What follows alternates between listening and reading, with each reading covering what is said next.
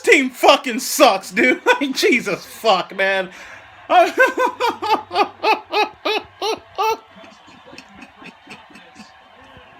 This team is a fucking joke.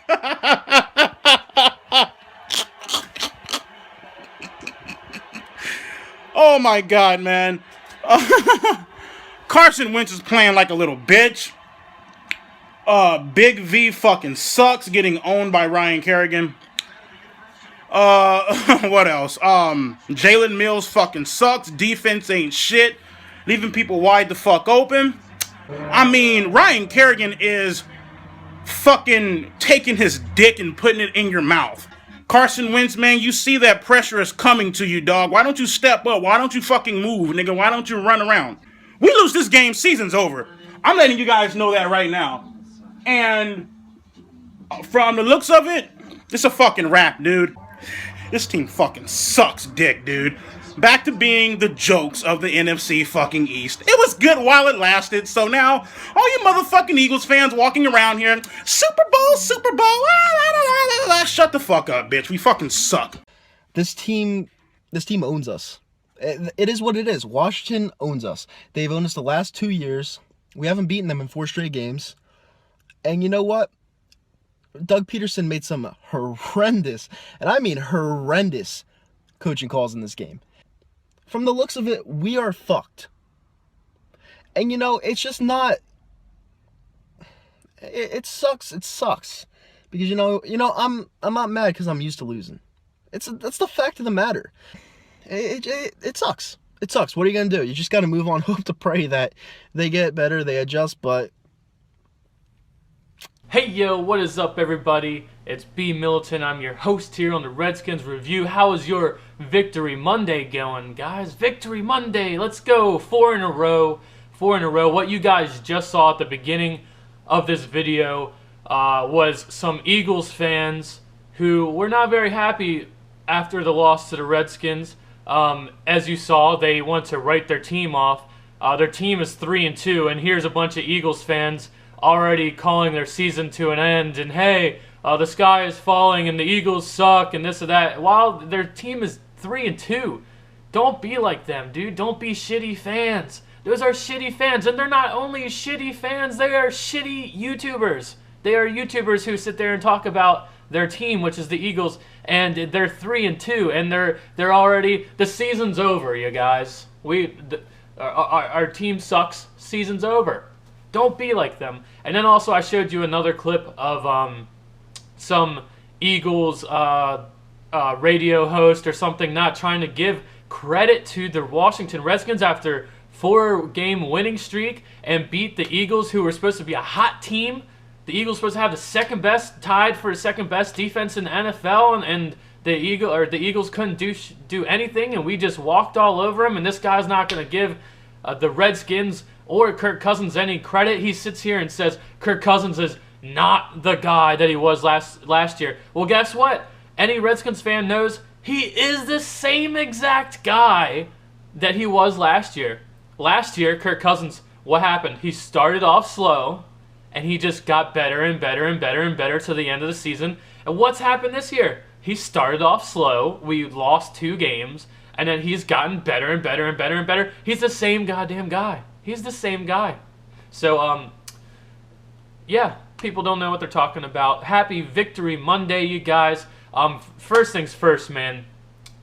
Yesterday was not a very good day for me, man. I had a lot of stuff going on. It was a terrible, terrible day. You guys know I was supposed to go to the game.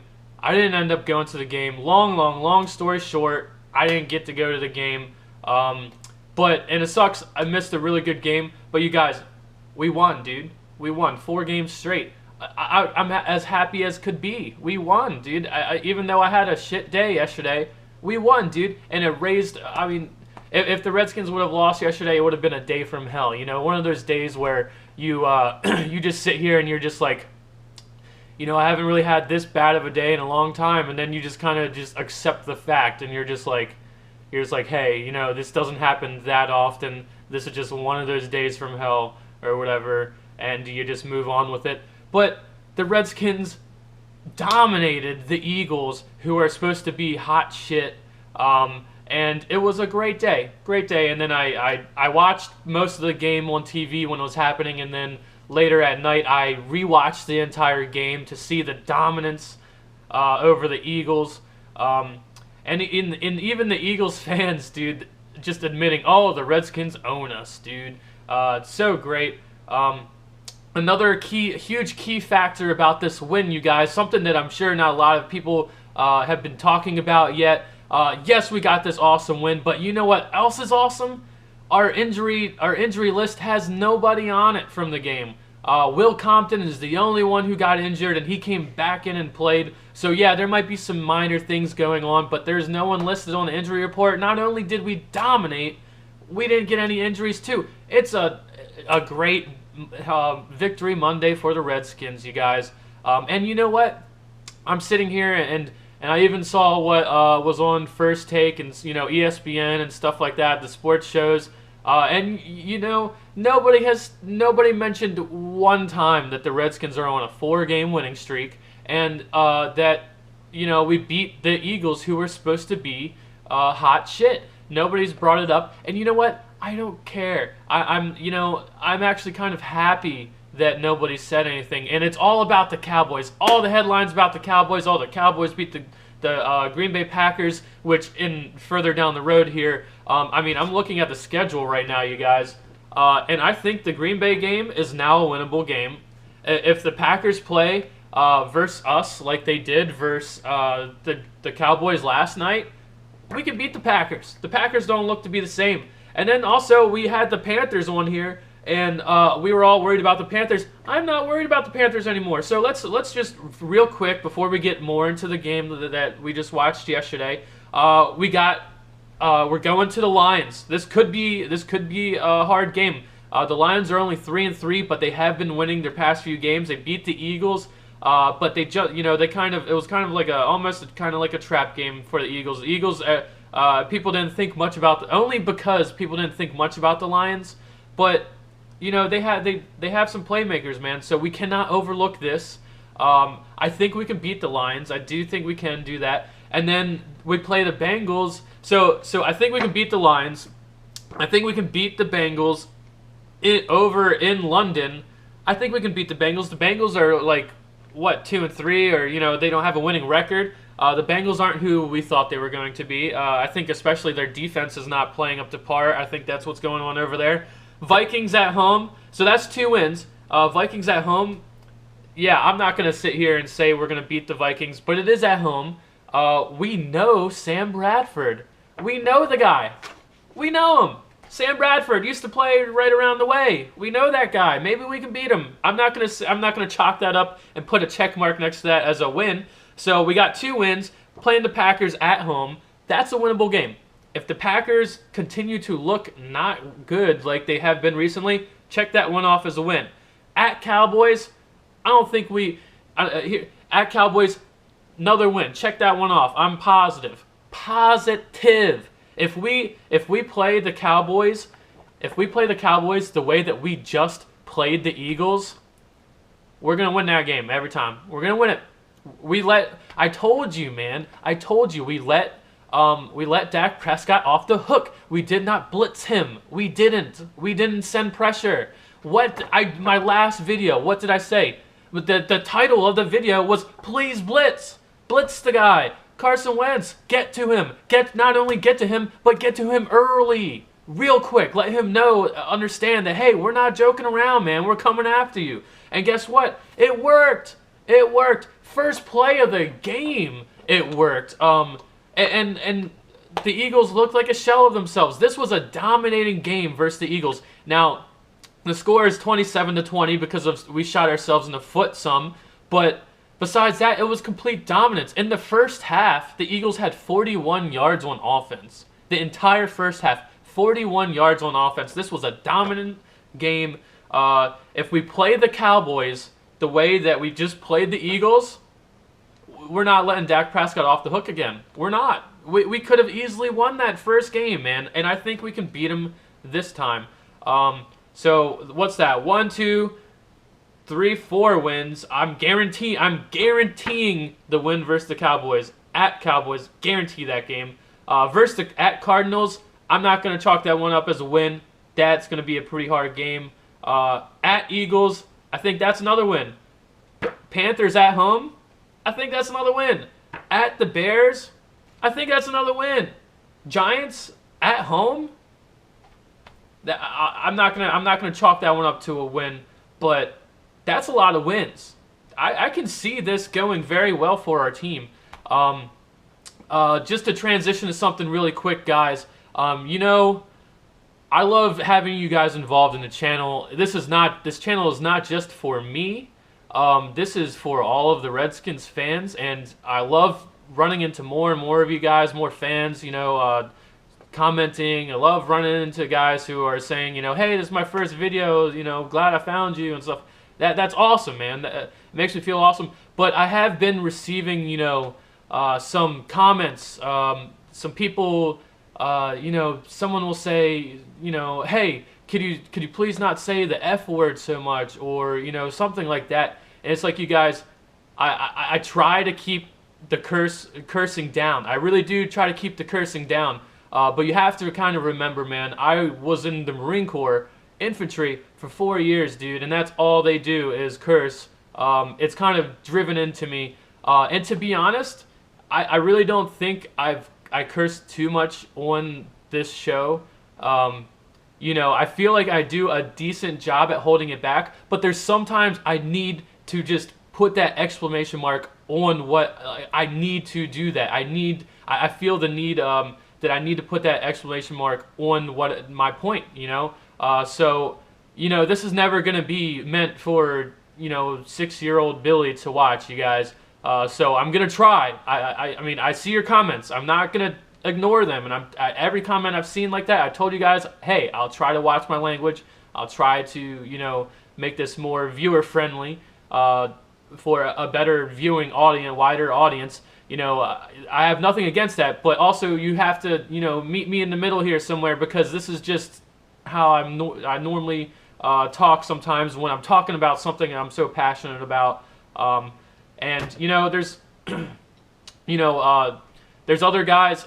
If you go to other YouTube channels, man, it's nothing but cursing. You know what I mean? Like, I feel like I'm doing a pretty decent job meeting you guys in the middle here with that stuff, man, because you go to some of the guys who do the hate week stuff, man, that's all they do is cuss. They're in an argument and all they're doing is cussing at people, So like, I feel after I go and I watch all those videos and some other, YouTubers, I mean, Louis T, he's really good at dancing around cursing, and he's good at not cursing.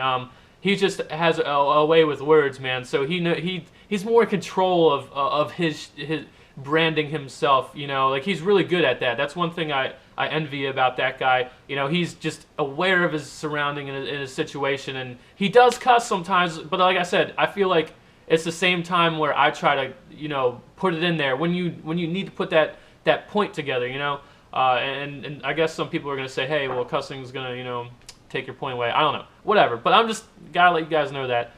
So back to the Eagles win, man. Whew, what a day, dude. What a game, man. Kirk Cousins. Dude, the checklist that I gave you guys the chance to jump on the Kirk Cousins train last year, dude. I gave you guys the last chance. The train's gone, dude. If you didn't jump on the train by now, dude, what are you doing, dude?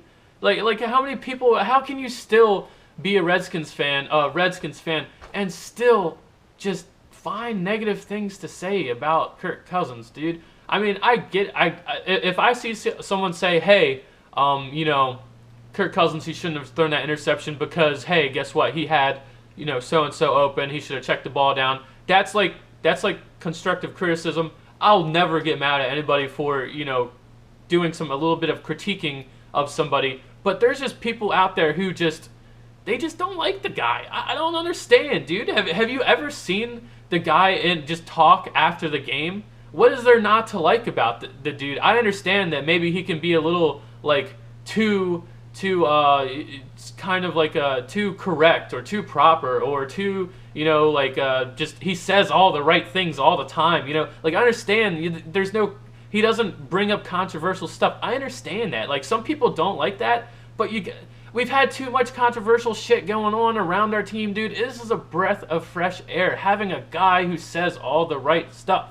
I don't understand how people have this. There's still a checklist out there for these guys who are just, last year he didn't beat a team with a winning record. Chick, he's done that now, 4 wins in a row, and didn't almost all these teams have a winning record? The Eagles did, the Ravens did, not the Browns, the Browns didn't. But the Giants, that's 3 out of the last 4 wins were teams with winning records. Like, dude, what is it next, dude? What's next, man? What does he got to do? Win a Super Bowl? Of course that's the goal, but until he wins the Super Bowl, these guys, these haters out here are just going to keep going down their list. Oh, he hasn't done this, he hasn't done this. Oh, he hasn't won a Super Bowl. It's like, well, dude, obviously that's what the point of the game is. We'll get there, man. We'll get there. Just calm down, dude. I think Kirk played pretty well. The one interception, but if you take that one interception out of the game, it was pretty flawless, dude. He played a really good game. The one interception that he did throw, he threw off his back foot and he was hurried and he threw the ball to Vernon Davis. There's no real like I can't sit here and turn and twist that and somehow and like take up for the guy. It was a rush throw. Sometimes shit happens, dude. I've said in the past, if you sit here, as much as I try to talk Kirk Cousins up, and I like the guy, and I want you guys to like him as well, because you should, because the guy is that good. But like I can't sit here and make excuses for that throw. It wasn't just his fault. It's the offensive line's fault. It's Vernon Davis didn't fight for the ball. Yes, Vernon Davis didn't know the ball was coming that quick. You know what I mean? Like, he probably knew he was running his route, but the ball had to hurry because the offensive line didn't hold up. So Kirk had to get rid of it. Is it a ball he should have thrown away? Sure, he should have thrown that ball away. Okay, but besides that, pretty flawless game. Yet again, still killing the Eagles. That's what he's done in his history. Let's see. He made 18 attempts out of 34, 263 yards, 7.7, almost 8 yards average passing. So yet again, all the people who keep saying Kirk Cousins, all he does is throw short passes, he averaged almost 8 yards a pass. 2 touchdowns, 1 interception. It was some pretty good stuff by him. And I guess we have to transition that into Matt Jones and Robert Kelly, Fat Rob. You guys, here's one thing I do want to say. When I sat here and I watched Rob Kelly, I don't know where this Fat Rob stuff came from. I never really heard that until like just this game. Have I been in the dark or something? Did we always call Robert Kelly Fat Rob? I didn't know that, but it's cool, I guess. I don't dislike it. I'm just saying I don't know where that came from. But Robert Kelly, I like that guy, man. All of you guys, we've all been in consensus. We like Robert Kelly. But you guys, there's one thing a comparison that while I watch Robert Kelly run the ball, doesn't Robert Kelly seem like I'm not going to say completely better, but doesn't he seem like a different version of what Eddie Lacy should be? Doesn't he seem like a thinner, healthier, faster Eddie Lacy? That's kind of like what I'm like. Work with me here. Doesn't he seem that way? When you see him run, he's a little bit faster than Eddie Lacy, but he's just trimmed down. But he's still got the big body, buddy. And here's another thought. We need to dial up some type of trick play where we get Pierre Garçon and hand the ball off to him. Oh my God, did Pierre Garçon just lay his shoulder right into people in this game? Pierre Garçon, I forget how old he is. He's getting up there in age, 32, I think. But man, he does not care about contact. He will run somebody over. Matt Jones had an awesome day. Awesome day, dude. We need more of that from Matt Jones. We had like 260 some passing yards and like 230 some rushing yards, and it was a completely dominant game. When we get both phases clicking, and we aren't just passing the ball like Kirk has been just passing and passing and passing all year. If we level this out, look how dominant we can be. And there's been a lot of us sitting here just saying the same stuff over and over and over. Cut down on the passing. We can run the ball. Run it. Run the ball. And then just total dominant game. In the first half, like, all they scored was off of a damn kick return, which Vernon Davis, everyone knows, he threw the ball, got a penalty. Hey, then it's no surprise they got more yards than we thought they would have gotten off of a kick return. Vernon Davis, he's not going to make that mistake again. Who also, while we're talking about Vernon Davis, in my last video, did I not sit here and say, hey, they're going to sleep on Vernon Davis? Don't do it. Don't do it. Was I a Vernon Davis fan early in the season when we were in preseason? No, I wasn't. I thought, hey, man, maybe, this guy's got to show us something because he's not showing us nothing. But yesterday, he did. And I said, don't sleep on him. It's one of my few. The last video I made was a short video, and there was only a few points. And one of them, one of the biggest ones was, hey, Jordan Reed's out. Don't sleep on Vernon Davis. And they did. Vernon Davis, I don't know how many. Let's see, 50 yards. He had 2 receptions for 50 yards, and one of them was a touchdown. He had a good day, man. Even though he only had 2 receptions, still he came up big when we needed it, just like Matt Jones did. Can't sleep over that, man. Matt Jones, he needs to get better. Matt Jones needs to get better. He needs more consistency. He needs to do this over and over. He's so spotty. You can't just have a 100-yard rushing game and then have like 30 the next week. You know what I mean? Like something like that. You gotta keep getting into work, man, to prove us something. I like the guy. I think a lot of people like Matt Jones. We want to like the guy, but you need to be more consistent. Next game, we need another 100-yard game, and then we're just like, damn, yeah, let's go, Matt Jones. But I kind of got lost here in my point, but I want to make a trick play where we get Pierre Garçon the ball, hand him the ball off in the backfield. I want Pierre Garçon to run the ball, please. Doesn't that sound like a good idea? Go back and watch the Eagles game. When Pierre Garçon gets the ball, he is physical. He doesn't care about getting hit or taking hits. He hits people on purpose. I'd like Pierre Garçon running the ball. If Matt Jones and Robert Kelly and Chris Thompson, if these guys start falling off and they can't do something, I want to hand the ball off to Pierre Garçon. I know to some of you that sounds crazy, but I'm telling you, man, he's the most physical runner we have, and he's a wide receiver, dude. He's a wide receiver. I mean, Robert Kelly, he hasn't shied away from hits, but when you see Pierre Garçon with that ball, dude, and he's fighting for extra yards, he will run someone over and just be proud about it. And he's getting up there in age. Let's use him while we have him. Let's get him the ball in his hands as much as possible while and with opportunity to run the ball, not just in the passing game. I'm seriously talking about handing him the ball off, dude. It's not a fucking joke. I think that's a good idea. I think it would catch the other team off guard.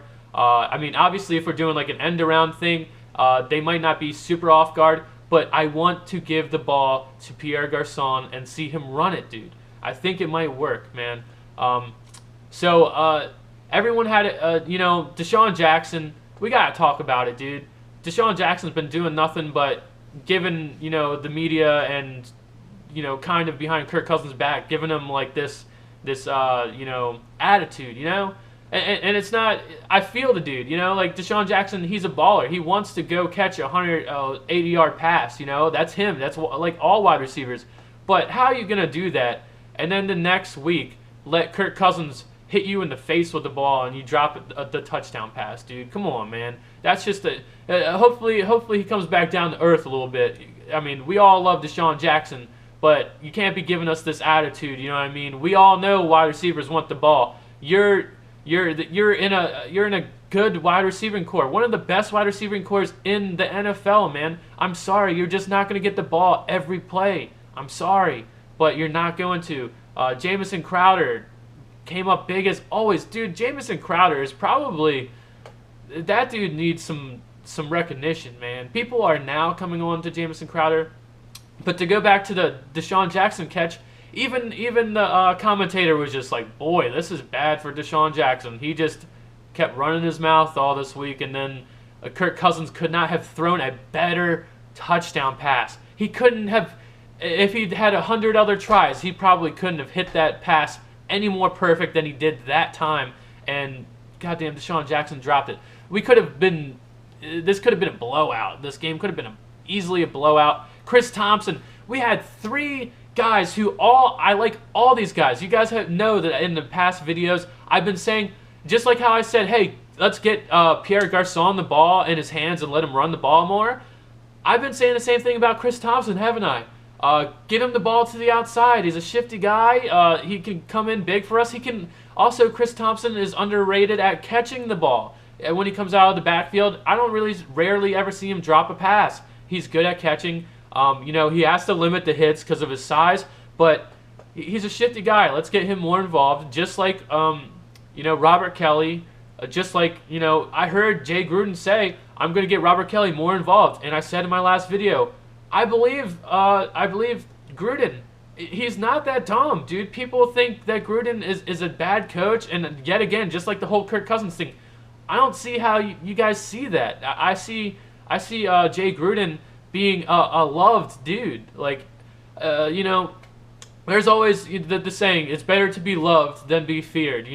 Sure. Does it seem like Jay Gruden might sit here and joke around too much, and maybe that doesn't instill enough discipline into the team at sometimes because he's so loose and joking sometimes, and you could see people using his kindness for weakness type of thing. Sure, but I like the guy, man. He's a player's coach. People are always joking with him. When we win and we have a coach like that, he becomes even more loved by the players, and that's what we need, man. I mean, we've had, I liked Shanahan, the whole respected thing. Like, it's better be loved than feared, by like respect. But when you're feared, you get that respect right away, type of thing. That's kind of how Mike Shanahan was, and I liked Mike Shanahan. Everyone thinks they have their own thing about him too. Everyone wants to say bad stuff about him, but I thought he was a pretty good coach. And not only was he a pretty good coach, he brought in his son, who was a pretty damn good offensive coordinator. He was putting this team together, man. I think we just weren't having the drafts that we really needed. We had some good skills players that we drafted, but besides that, we are not the team with Shanahan that we are right now because of the drafting, because of Scott McClellan is just killing it, dude. And now, Colin Jenkins and we brought in these guys, and everyone was still worried about the run. Can Colin Jenkins or whatever, can he help in the run game? I saw Jenkins making plays this game. Yet again, our guy, and I saw Dante Whitner making plays. Our general manager, he is the best thing that's happened to us. I don't know how many times we need to keep saying this, but he is the best thing that's happened to us in a long time. We're sitting here as 0-2 start. Can't stop the goddamn run. We can't get anything going. And then our general manager makes something happen, dude. He brings in all these guys, and it's just unbelievable, man. Which I guess I got to also segue into. I'm somewhat of a hypocrite, you guys. I mean, I'm sure you guys were with me on this one. Joe Barry was just getting on my last nerves, man. Joe Barry, we sat all last year. We just weren't a good defense. We weren't getting 3 and outs all last year. All we did was get turnovers, and to be honest, a lot of those turnovers from last year, we were the most forced fumbling defense. We forced the most fumbles and stuff like that. That's not a scheme schemed up by Joe Barry. That's individual effort. That's guys swarming to the ball. Yes, that can be coached, but that's coached in Pee Wee football, man. That's nothing new. I just felt like the scheme, Joe Barry was kind of playing. He was always trying to have a safety net and play too safe. We need to be aggressive, and I think why Joe Barry is coming around now is because early in the season, perfect example. When we played Dak Prescott, what was it, the second game of the season, and we have new guys out here. We have new guys at safety. Our safeties never played together. Josh Norman is new. We have a lot of stuff going on, and I understand Joe Barry, he wants these guys to work together and start slow and then be more aggressive and stuff like that, and make sure nothing's too big for these guys who are just a ragtag group of guys on our defense who are this is their first time playing together. He doesn't want to start up here with these guys. I understand and I get that, but if we would have just done what we did to the Eagles, we would be 5-1 right now. Or if we did that to the Cowboys in week 2, we would be 5-1 easily right now. We didn't blitz enough, man. We did not put pressure on Dak Prescott. And like I told you in my last video, I understand sending pressure can be bad, but I would much rather have, Carson Wentz or Dak Prescott throw an 18-yard pass on a shallow cross and have to check the ball down, and that guy gets 18 yards. Cole Beasley goes for 18 yards or whatever. I would rather that happen a couple times in the game and we get a hit on Dak Prescott. We get pressure in his face and make him sit here and think on the next play, shit, are they sending pressure or are they going to just bluff it?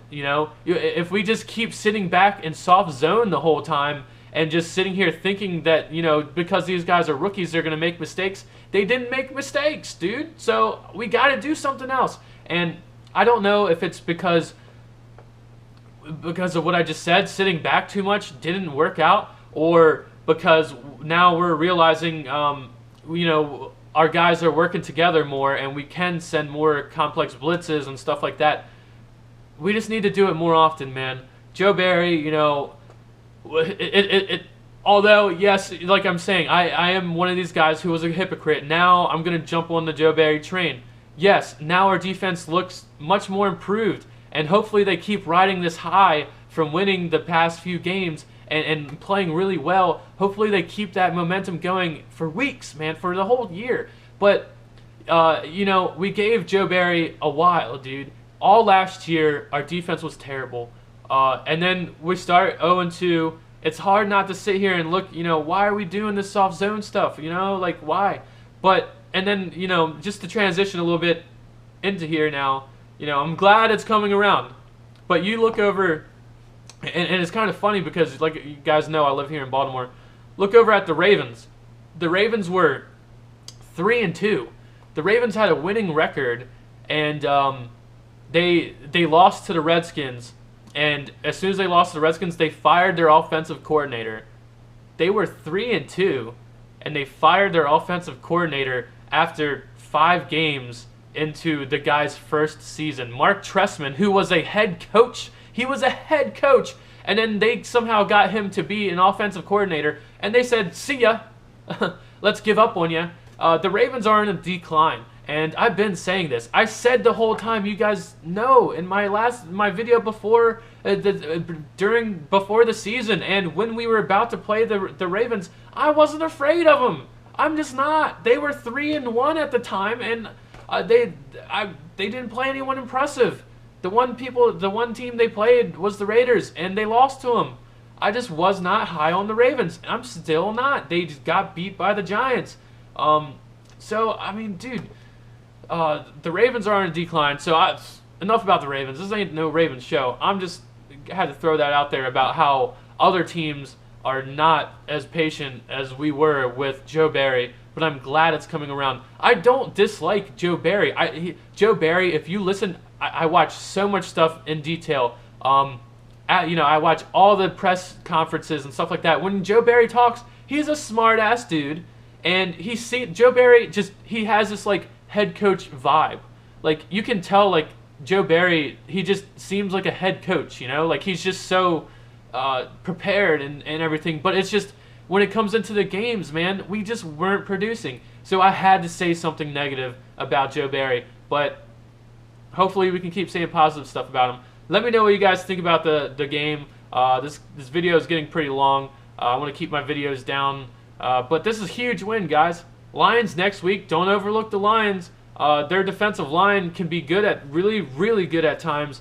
I don't think they don't scare me a lot, but it's just one of those games we can't overlook. So hail to the Redskins, guys. Let me know what you guys did for the game. I have some other ideas coming up. I'm going to make a video a little bit more in depth between me and you guys, the viewers. It's going to be like a Q&A thing. I'm going to make a whole video, and I'm just going to be like, hey, I want to do a Q&A type of thing. You guys can comment all the questions you have for me. It could be, it could be about football, or it could be, personal stuff. Just you guys want to know something about me, or what I think about something, or what I think about another team. Like if you're a fan of the Steelers and you want to ask me, hey, what do you think about Ben Roethlisberger or something, I will answer your questions. I think that's going to be the next video that I make. I'll probably make it sometime this week. So get your questions ready. Don't put them in this video. Wait for my next video. I'm going to do the Q&A stuff. So hail to the Redskins. Have a awesome Victory Monday. Make sure everyone knows that it's Victory Monday. And that's 4 straight. 4 straight. Peace out.